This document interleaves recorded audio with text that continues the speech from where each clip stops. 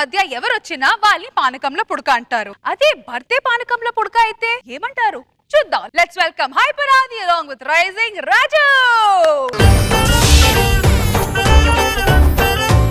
గుండెల్లో ఏముందో స్కానింగ్ లో తెలుస్తోంది, పెదవుల్లో నీ మౌనం టాక్ బ్యాక్ లో తెలుస్తోంది. ఏం చీడు పాట పాడుకుంటూ వస్తున్నాడు, డాన్స్ చేయట్లేదు అనుకుంటున్నారా? నాతో పోటీ పడి డాన్స్ చేసే వాళ్ళు దొరకట్లేదండి.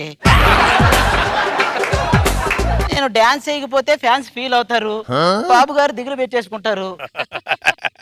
రష్మితో డాన్స్ చేద్దామంటే మన రేంజ్ కాదు, పోనీ రోజా గారితో డాన్స్ చేద్దామంటే గన్మ్యాన్లతో గొడవ. ఎవరు పాపా ఇలా రామ్మా పాపా. ఆహా ఇన్నాళ్ళు టేకు చెక్క అని వెంటనే గాని ఫస్ట్ టైం చూస్తున్నా. ఇంతకీ నీ పేరేంటి తల్లి? నా పేరు శాంతి. నీ పేరు శాంతి. నీ వల్ల జనాలకు పోతుంది మనశ్శాంతి, నీకు క్లోజ్ పెట్టిన కెమెరా మ్యాన్లకు వాంతి. వసే ఎండిపోయిన చామంతి ఇటు పక్కకురా. నీ వల్ల జబర్దస్త్కు ఒకే ఒక్క ప్రయోజనం ఉంది, ఏంటో తెలుసా? ఏంటండి? రష్మి వినోదం చూసినప్పుడు ఇదేంటి నాకంటే బాగుందని బాధపడిద్ది, వెంటనే దీన్ని చూస్తే దీంతో పోలిస్తే నేను బెటర్ అయ్యాలని చెప్పి ఆనందపడిద్ది. ఈ రోజుకి నా పక్కన డాన్స్ చేసి ఇదేనండి. ఏ రూము లేనప్పుడు బాత్రూమే గతి అన్నట్టు.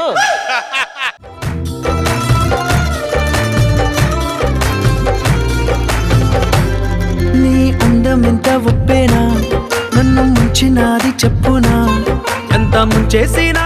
నేను వెళ్ళిపోమంటారా? ఎందుకు స్కిట్ అంతా నా పక్కనే ఉండి ఎవరు క్లోజ్ పెట్టాలో తెలియ కెమెరాలు క్లోజ్ చేసుకుంటారు.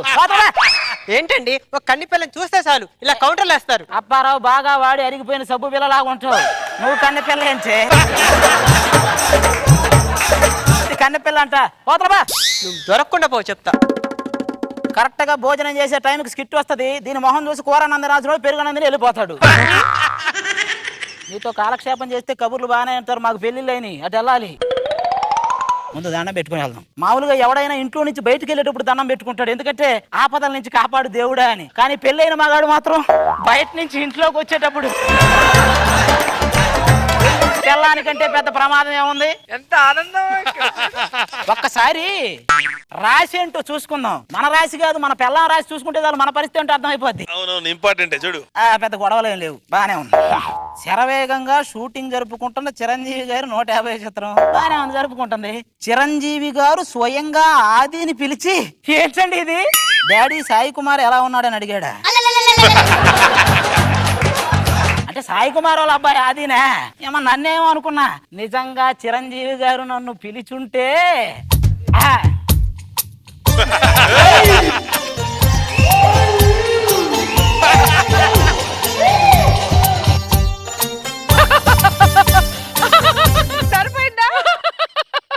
పిలిచుంటే అంత ఆనందం ఉండేదండి. అమ్మో మర్చిపోయా, మా ఆవిడ ఆఫీస్కి వెళ్ళే టైం అయింది, ఇక మన పని మనం చేసుకోవాలి.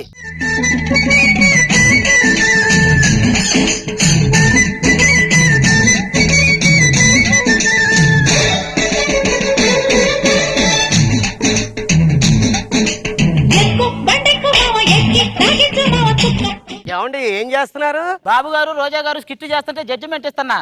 9 ఇవ్వమంటావా 10 ఇవ్వమంటావా? కనపడట్లా చిమ్ముతున్నా.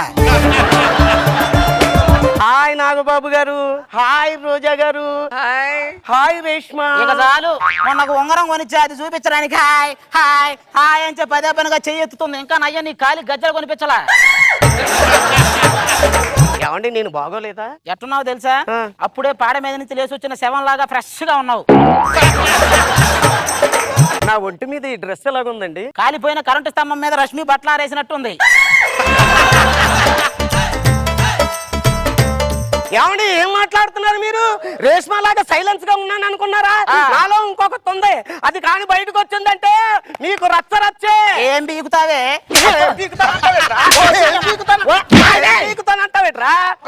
పెళ్లి చూపులప్పుడు వంట వార్పుతో పాటు ఉతికారేయటం వచ్చంటే బట్టలు అనుకున్నా, నన్ను అని చెప్పి నాకేం తెలుసు. ఏడ్చావులే, వెళ్ళి టిఫిన్ తీసుకురా. పెళ్ళైన మగాడి బతుకు తడిసిన ఒడియం లాంటిది, అది ఎండేసుకోవాలో వండేసుకోవాలో కిందేసుకోవాలో. మగాడిగా పుట్టే బదులు మూటలు మోసే గాడిదలా పుట్టినా బాగుండేది. ఏంటి నుంచొని తింటున్నా? పెళ్ళాన్ని సంపాదిస్తుంటే కూర్చొని తినడానికి సిగ్గులేదా అన్నాడు ఎవడో, అందుకే నుంచొని తింటున్నా. ఏంటి ఈ రోజు ఇడ్లీలు తెల్లగా మల్లెపూలాగా ఉన్నా? రోజు తెల్లగా లేవని గొడవ చేస్తున్నావుగా, అందుకే కాస్త బట్టలు చూడగలిపా. నీ మాటలోనే నీ చేతలు ఇలాగే ఉంటాయి, అందుకనే మనకు పిల్ల జల్ల లేదు. ఏమండి 10 మందిని మన ఇంటికి పిలిచి భోజనాలు పెట్టండి, పిల్లలు పుడతారు. నేను ఉన్నప్పుడా లేనప్పుడా? దేనికి? ఇంటికి పిలిచేది. సరేలేండి, ఈ మాటలకేం దగ్గర కానీ ఆఫీస్కి వెళ్తున్నాను. ఏమే ఆ, ఒక 100 రూపాయలేవా? సిగ్గు లేదు, పని పాట లేదు, సంపాదన లేదు, ఖర్చుకు మాత్రం 100 రూపాయలు అడుగుతావే. సంపాదించడం అనేది గుండు సూత్తో నేల దవ్వటం లాంటిదే, చాలా కష్టం. ఆ. ఖర్చు పెట్టడం ఏముంది, అదే సూత్తో బెలూన్కు బొక్కెట్టడం చాలా ఈజీ. సరేలే, ఇదిగో 100 పండగ చేసుకో. ఏమే ఆ. ఈ రోజు ఆఫీస్కి నీతో పాటు నేను కూడా వస్తున్నా. ఏ పని మనిషి రాలా? అబ్బా, అంటే పని మనిషి ఉంటే ఇంట్లో కాలక్షేపంగా కబుర్లు చెప్పుకునే వాళ్ళం కదా. ఆఫీస్కి వచ్చి నువ్వేం చేస్తావు పానకంలో పుడకలాగా? వాళ్ళు ఏదో థీమ్ ఇచ్చారని వెనక రావట్లా, ఆ. నీ మీద డౌట్ తోనే వస్తున్నా. ఏమండి, నేను పతివ్రతనండి. ఈ ప్రపంచంలో అతి పెద్ద పతివ్రత అంటే ట్రాన్స్ఫార్మర్, ఎందుకంటే ముట్టుకోగానే కాల్చేస్తది. నేను నమ్మను. పద నా వెనకాల ఏడు, ఏం చేస్తాం ఆఫీస్కి? అందమైన పామలు లేత మెరుపు తీగలు పుట్టుకుంటే మాసిపోయే కన్నెల అందాలు అరు సిల్క్ చుడిదారులు కాంజీవరం చీరలు రెచ్చగొట్టి రేపుతున్నాయి వెచ్చని మోహాలు. నేను ఒక యాడ్ ఫిల్మ్ డైరెక్టర్ నండి. నా పేరు ముఖేష్ అని యాడ్ చూశారు, దాని వెనకున్న నా పేరుని చూసారా గైస్? మన మోడల్ రాణి ఎక్కడ? హలో, ఎక్కడికి ఉప్పుకుంటూ వెళ్తున్నావు? ఏ శాంతి, ఇక్కడ నువ్వేనా? స్టార్టింగ్ లో నీతో పాటు డాన్స్ చేశాను కదా నేనే. నా మీద సెటర్లు కూడా వేసావు.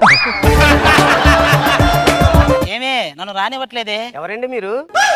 సిమ్ అంతా వాడి సెల్ ఎవరిదని అడిగిందంట, అది ఎవరితో? నన్ను ఏ నోడుతో తిట్టావో అదే నోడుతో పొగిడితే నేను పంపుతా. ఇప్పుడు రాఘవేంద్రరావు సినిమాలో వాడిన ఫ్రూట్స్ అన్ని ఉంటాయి కదా, అవి మిక్సీలో వేస్తే బయటకు వచ్చిన ఫ్రూట్స్ అలా నువ్వు. Yes. Okay. ఈ నోరు సాయంత్రం పినాయిలు వేసి కడుక్కుంటాను, నిన్ను పొగట్టం ఏంటి చండాలంగా? ఎవడరా అడుక్కున్నాను లోపలికి రానిచ్చింది? ఏమండి, ఆయన నా హస్బెండ్ అండి. నువ్వు మొగుడువా? అబ్బే లేదు, అద్దె మగుండ్రా, ఒక 2 రోజులు ఉండి వెళ్ళిపోతావు, తర్వాత నీకే. Mind your tongue. బొంగేం కాదు. ఏమండి, ఏం మాట్లాడుతున్నాను మీరు?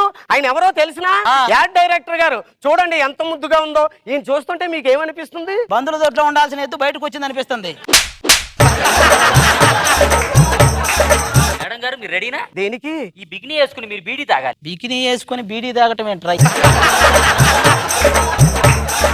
మామూలుగా బీడీ తాగితే ఎవరు చూడట్లేదండి, బికినీ వేసి బీడీ తాగితే కుర్రాళ్ళందరూ కూడా అట్రాక్ట్ అవుతున్నారండి. మీరు బీడీ యాడికే బికినీలు దాకొస్తే రేపు ఏదైనా బీరు యాడికి బట్టలు లేకుండా చేస్తారా? చంపుతా. ఎవరి సైజుకి రాది? అది భాస్కర్ టీంలో ఉన్న నరేష్ గాడికి బికినీ, అది వేసుకుంటే ఒంటి మీద 2 పుట్టు మచ్చల్లాగా ఉంటది. రే సార్కి కోపం వచ్చినట్లుంది, ఎవరిని మేకప్ చేయండి రా. పెళ్ళైన తర్వాత మీ బాధ్యతలు పెరిగాయా? చాలా పెరిగాయి. ఇంతకు ముందు నేను ఒక్కనే బట్టలు ఉతుకున్నాను, ఇప్పుడు దాన్ని కూడా ఉతుకుతున్నా. మీ ఆవిడ మీద కోపం వస్తే మీరు ఏం చేస్తారు? నా ఒక్కడికే వండుకొని తింటా. మీరు వంట చేస్తారా? అబ్బే లేదురా, నీతు అమ్మాయిని వచ్చి నిప్పెలిగిస్తే అనిల్ అమ్మాయిని వచ్చి అన్నం వండి పెడతాడు. నేను వంట చేయక ఎవడు చేస్తాడు ఇంట్లో? మీరు కూల్ గా ఉండండి సార్, మీతో ఒక యాడ్ చేస్తున్నాను. అరే ఆ డమ్మిస్టిక్ యాడ్ ఉంది కదా, తీసుకోండి. సరే 1 2 3 యాక్షన్. ఏంట్రా ఇది? జబర్దస్త్ డమ్మిస్టిక్, ధర తక్కువ మన్నిక ఎక్కువ. దానికేమో బీడీలు బికినీలు బాత్రూమ్లా, నాకేమో స్టిక్కులా. యాడ్ డైరెక్టర్ నువ్వు, అదేమో గోడలు నాకేలాగా ఉండే గోడలు, నువ్వు దానికి యాడ్ డైరెక్టర్ నువ్వు. చంపేస్తా ఇంకొక నిమిషం ఇక్కడ ఉన్నావంటే. డైరెక్టర్ గారు ఏంటి సార్ ఆడిపోతే పోయాడు. ఏం తెలుసురా నీకు? ఏం తెలుసు? నీకు ఖర్చులకి డబ్బులు నేనే ఇవ్వాలి, ఇంటద్ది నేనే కట్టాలి, ఆఖరికి నీకు కట్టాయి ఎలా మన ఇద్దరు ఇంట్లో కూర్చొని చెక్క పనులు చేసుకోవాలి. అయ్యా బాబు, ఖాళీగా ఉన్నాననే కానీ గొడవ. ఇక నుంచి ఖాళీ అనే మీనింగ్ కి నీకు అసలు మీనింగ్ తెలియకుండా చేస్తా. ఏం చేస్తారు? మీకు దండం పెడితే ఏదైనా పనిపించండి, కావాలంటే మీ ఇంటి డ్రైవర్ గా చేస్తా, మేరా మీకైనా గన్మెన్ గా చేస్తా, రష్మి నీకు boy friend sorry office boy గా చేస్తా. ప్లీజ్ మీకు దండం పెడతా, ఇక నేను ఉంటా, సెలవు.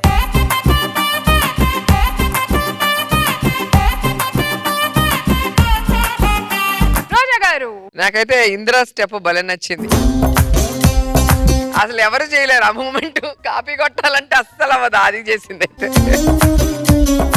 నీ వైఫ్ గాని సాంగ్ కి తెచ్చుకున్న గర్ల్ ఫ్రెండ్ గాని ఇద్దరం 2 కళ్ళు సరిపోవట్లేదు అందం చూడటానికి.